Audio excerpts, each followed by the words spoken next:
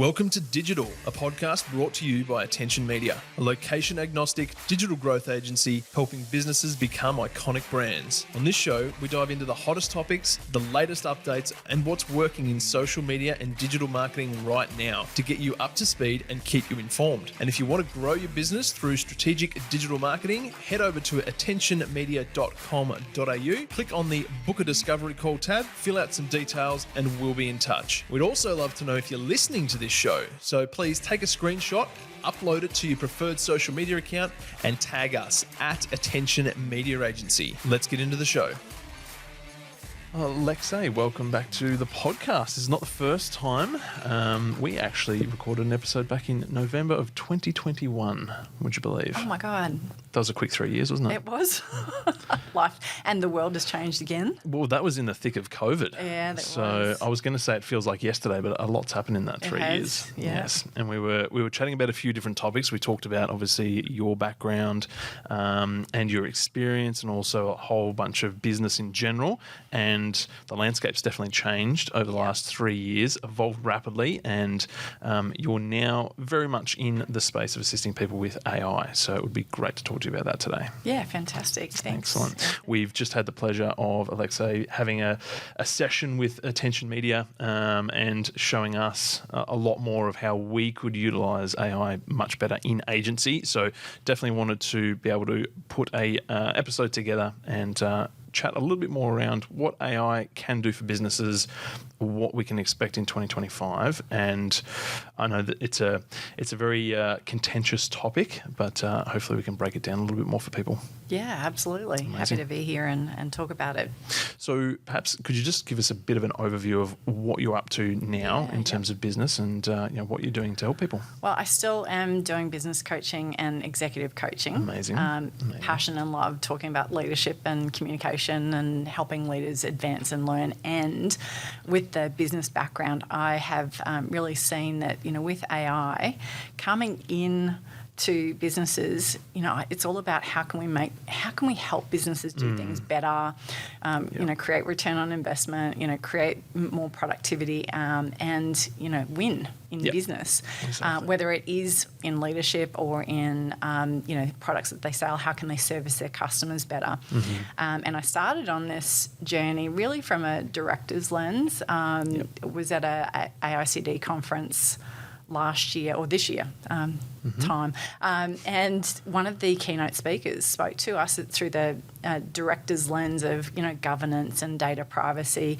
And she also said that as directors and as business owners, there is not a single business on the planet that shouldn't be looking at generative AI to make roles more productive, help people enjoy their work more, upskill them, but also help businesses be more creative, more strategic, and get more done. And more competitive too, I think. So that was a real eye-opener for me. She's actually been in the, Dr. Aisha Khanna, she's been in the AI and machine learning space for 35 years. Wow. So someone that I, really took seriously when she was saying that. Yep. And what I've seen this year, we'll talk about 2025 in a minute, is, people really starting to grow in awareness that it's generative AI. We've had a lot of predictive type of tools useful in business for a little while. That's going to continue. But generative AI, people are starting to look at, well, how can I explore this in the context of our business? And there's been a lot of noise out there this year. It's like jobs are going to go, and then we're going to have lots of, prompt engineers or AI skills shortages into the future. And I think there's, anything in between will actually happen. But what I'm seeing certainly this year is people are going from the, indifferent stage to AI curious and needing to explore how can we learn more about this to help our people because it's tough. It is. It's a competitive environment. It's harder than ever. And I think, basically, again, what you've touched on there is AI is now another, string to your bow, essentially, in terms of your expertise and how you can help businesses. But also the fact that, like you just said, AI is not necessarily something that's new. It's been around for a very long time in different formats, but it's now coming to the forefront, becoming much more mainstream. And essentially, essentially a non-negotiable, really, because of that competitive landscape. Yeah, absolutely. I work with a group of consultants out of the US. So there's 120 of us from 25 different backgrounds and industries. Yep. So it's not just like a tech perspective that we need to be looking at it for. It is a non-negotiable if you're looking to, because if it's not you, then, be sure that your competitors Exactly. Certainly are looking at how they can use this, even as a a talent attraction mechanism, looking at how do we change the shape of our organisation to help people enjoy their jobs. Burnout is absolutely a factor of people's jobs, and feeling like you can never get that work-life balance right. Exactly. And how can we, help our employees and our teams actually focus on that a little bit more. Amazing. So, with that in mind, and I think obviously there is a lot of chatter around, AI, taking over, making people's roles redundant, etc., and so forth. Can we touch on that a little bit? I think, for most people, they can sort of be in a bunch of different baskets, whether they're all for AI and totally into it, whether they're totally against it, whether they're somewhere in the middle and just a little bit confused. But for anybody who's listening in, maybe where to start, and or what are some of the most practical use cases, even if we just pick one particular industry, for somebody who really doesn't know how AI can help. What are some basics? Like, where do we start? Yeah, a couple of questions in there that you've asked me. I think one of the first things is that there is a bit of a AI psychology process that businesses and individuals will go through. Starting from skepticism and a little bit of indifference to AI, then into a little bit of fear. It was like, wow, it actually can do parts of my job better, faster, more effective. Yeah.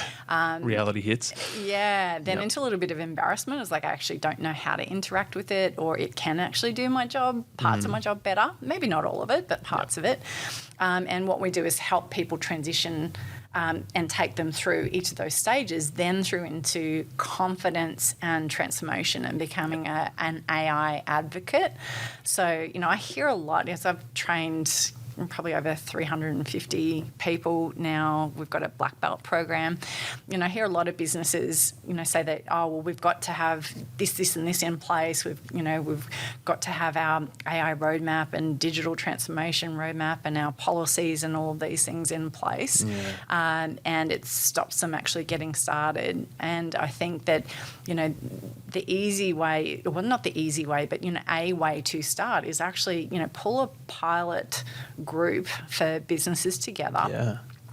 Give them some awareness and some training that they can then apply into their own specific roles and develop use cases. And I think one of the other important things that we like to use and leverage is a return on investment kind of calculator. Is how do we know that what we're training and what we're doing and how we're utilising AI is actually making a difference? So being able to track that and make sure that we're actually looking at how much time would it take, before AI, and then how much time will it take us after AI. So we're actually really understanding what that return on investment is. So when you have that pilot program, you start to build out some return on investment, or, this is how much we're doing and how much more work we can get done, or then we can start to look at, how can we bring that into the rest of the business as well. And then I think the third part of your question was some specific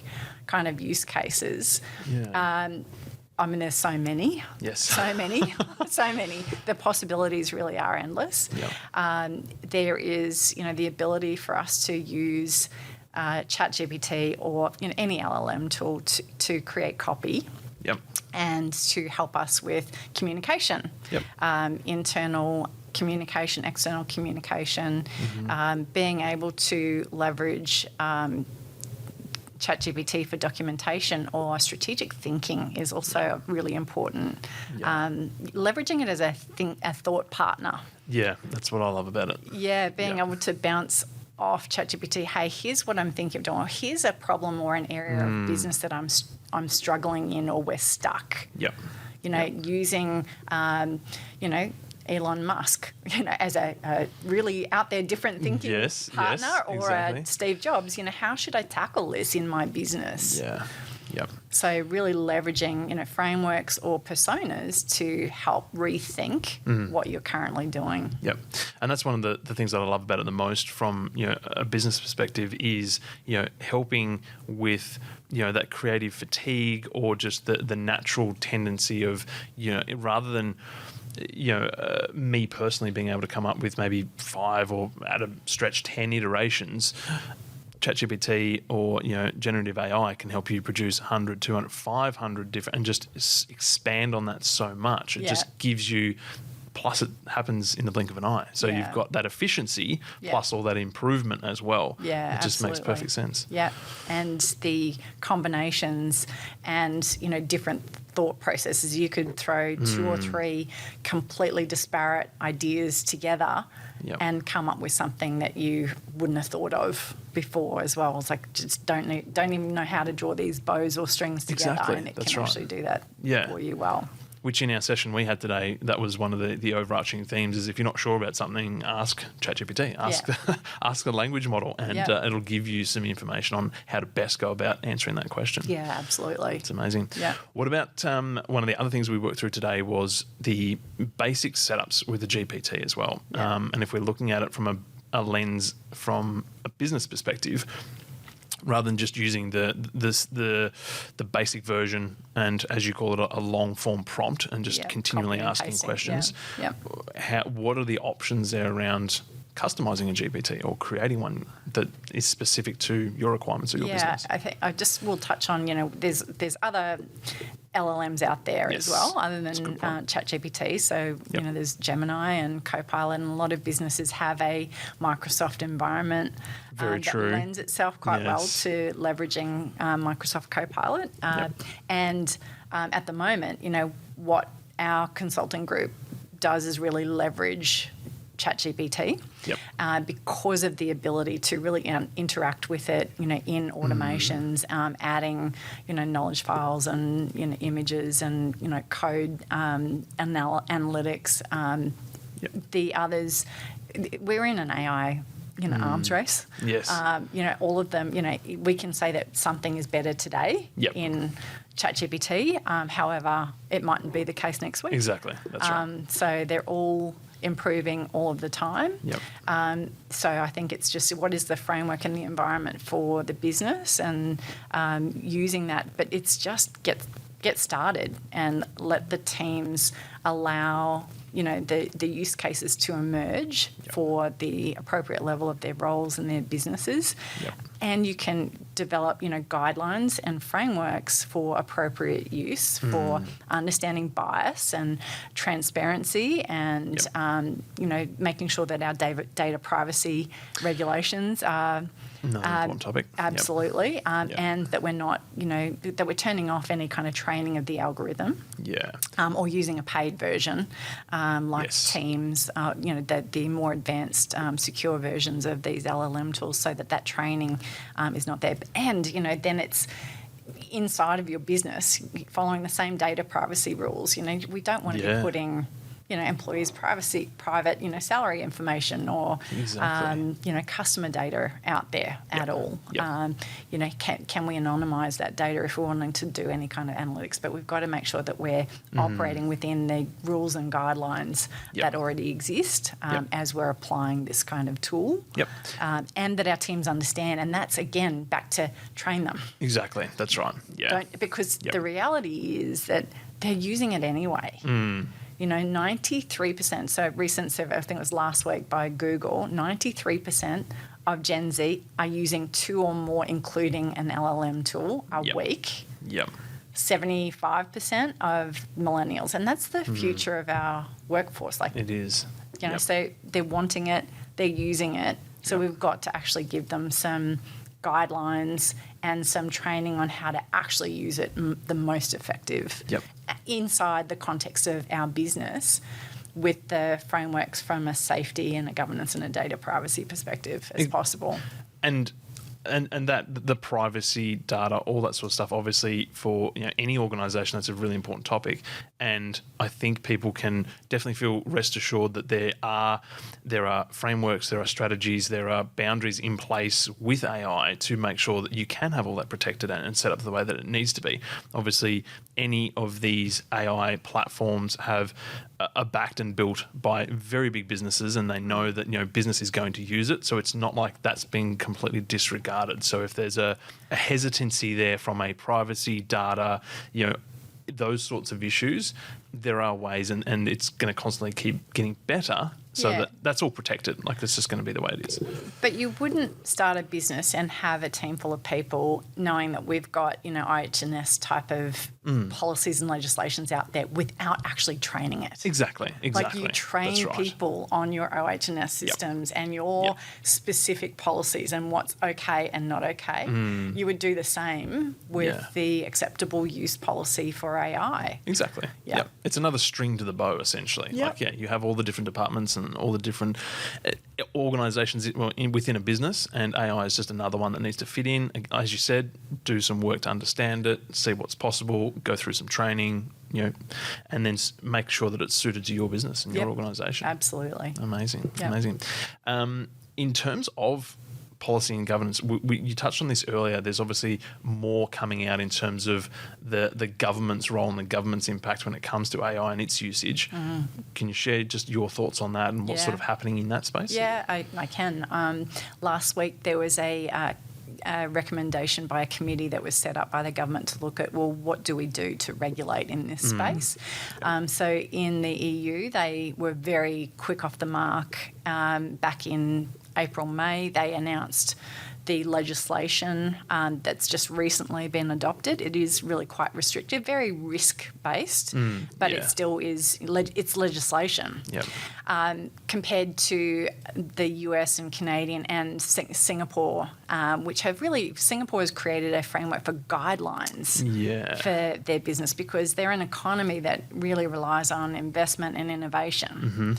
And so, I think, look, we don't want to, we want to be aware of risks, but I also think that for Australia, we're a similar kind of culture, that we want that innovation, and we don't want to stifle that, and we don't want to restrict the ability for investment into Australia, and have it, certainly for small to medium businesses, be restrictive. We've got to be aware of it, and I think a framework of guidelines that also builds awareness around transparency and bias and privacy and a risk-based approach certainly balances out. Like, it's got to be a balance. Exactly, that's right. Yes. Correct. 100%. In terms of the 5 stages of AI, we also spoke about that earlier. Can you share some more about that? Yeah, absolutely. So there are 5 planned stages of AI. We are really only in stage 2. So the first level, 3.5 was chatbots. That's been out for a couple of years, interacting with chatbots. We're into the reasoning phase 2. We're certainly with ChatGPT, the new preview and O1 model, more advanced reasoning and thinking capabilities, being able to analyse code and quantum physics type of problems, and understanding reasoning and relating to emotional-based responses a little bit more. So more advanced thinking is phase 2. Stage 3 is AI agents. So being able to do tasks across multiple different aspects of an organisation in an automated way. So enter, I want this output from in a code in a interaction with an LLM tool, and it will go through the thinking through the different lenses and the different roles it will need to go through before it gets to that output. And at the moment, today, we're manually doing that and building it into an automated GPT. And to simplify that, that's essentially putting an input into AI and having a framework to say that it needs to go through this framework or this type of role, and it just keeps passing it through the different layers, the different frameworks to automate, to deliver the output. Give you the output. Amazing. Then into stage 4, which they're predicting is going to be more in and around innovation and really being able to create at a different level of thinking and look at tasks and problems in a completely different way. Yep. So that'll be stage 4, and then into stage 5, which is AI at an organisational level, where the goal is having a one-person unicorn business that the whole organisation can be done via AI, which is pretty futuristic if you think about it, and a little bit scary depending on which way you look at it, and the kind of companies. Of course. But that is certainly the declared plan. Yep, perfect. And I'm sure it will be a reality as well. Yes. If you go back far enough in time, a jet flying through the sky was pretty futuristic as well, but hey, it happens every day. So. I mean, 30, 40 years ago, we didn't have the internet. Exactly. Yep. Exactly. 100%. It's crazy. So to sort of bring all of this to a wrap, I think, again, it's one of those situations where, as a business owner myself, I have the responsibility to make sure that, I'm investigating AI, looking at, the possibilities, the pros, the cons, and then adapting that in the most suitable way. And that's with every part of a business. So that's definitely something that we're focusing on. And I think, again, the use cases inside of a business, there are different business models and different industries where, people might think, oh, look, that's just not really appropriate for us, or, we're very hands-on, or we're trade-based, or whatever it might be. But there are still so many opportunities that AI can help to increase the efficiency, and productivity is a massive buzzword at the moment, especially from an economic perspective. Australia's productivity levels are way down.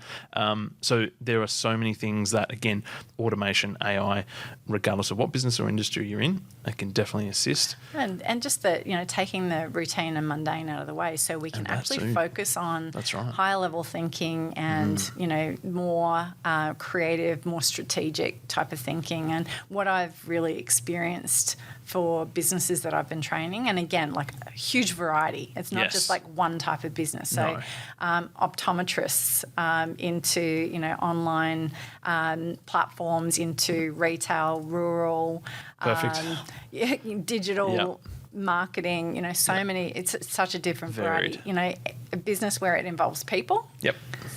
Where we get to leverage AI from a leadership and development, communication, HR space, and helping develop our people, helping them learn how to communicate better. It becomes like a tool that is a 24-hour, 7-day-a-week coach. Yes. Effectively. Yep. So any business that needs and relies on people, analytics, marketing, which business doesn't need some kind of marketing or sales copy? Salespeople, improving their ability to sell and convert, sales copy, presentations. If you're a speaker or a coach, presentations that can be done with the audience in mind from start to finish. There's just so many different applications and uses across any industry, business.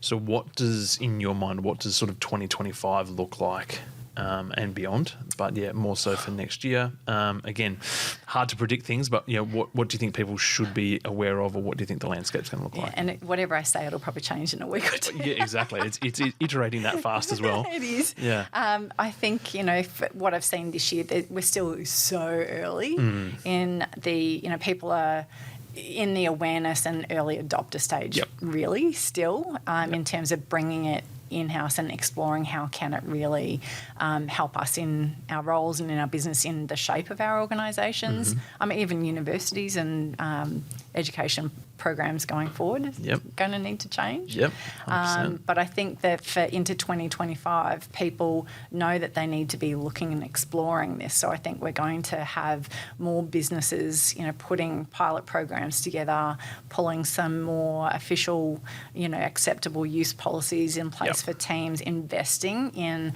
the systems and the tools for their teams. So the paid versions from a security perspective and privacy, and then also training teams on how to actually use it as well. So and I think businesses, certainly on the larger end, actually setting up internal AI academies as well. Exactly. I think is definitely the next stage, so that there will be internal teams of specialists into the future. And past that, who knows? Who knows? But I definitely think that all businesses need to be taking a look at, their business model, how the organisations, how we even recruit. I've worked with recruiters as well. Yep. Everybody can now use generative AI to perfect their resume and their cover letters. So Exactly. it's vanilla. Everybody's going to be able to do and create the same level of output. Yes. So do we need to change the way that we recruit and hire people? Instead of having a resume and a cover letter, we go straight to a skills-based assessment to prove that you can actually do parts of these jobs. Wow, that's a rabbit hole. So things are going to Yes. shift and change. And 66% Microsoft survey out earlier this year, 66% of leaders said that they would rather hire a leader or someone in a role less experienced that have AI skills Yep. than a more experienced and more expensive candidate that doesn't have them. Yeah, that's it all wrapped So up in a nutshell, isn't it? It's definitely going to change the way organisations are shaping up to be in the future. And I think what we'll also see is the separation, or it'll become more obvious in people who are making the most of AI and or organisations that are making the most of AI and those that aren't. And there'll be a noticeable gap that starts to form. Yeah. For everybody who isn't being as efficient as they could be. That's something else that we'll see as well. Yeah, absolutely. I mean, margins are lean out there. Business is tough. Competition is tough. It's hard to get cut through on marketing. Being able to specifically speak to your ideal customer avatar is critical, and being able to attract great talent is critical. Yes, exactly. Yeah, it's inputs and outputs. Like attracting people to your organisation, having the best output from your organisation goes both directions. Yeah. Amazing. Alexie, can you please let everybody know if they would like some more information or you would like to speak to yourself? How can they go about doing that? Thank you. Yeah, they can reach out to me through my LinkedIn profile, Amazing. Alexie O Brien, or my website, Leadership Academy.AI.